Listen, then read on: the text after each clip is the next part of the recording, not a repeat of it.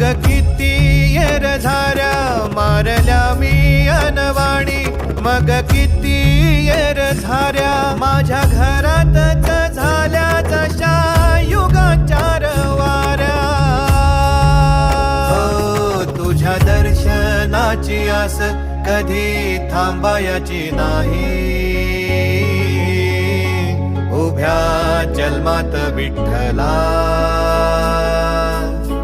वारी चुकायाची नाही, वारी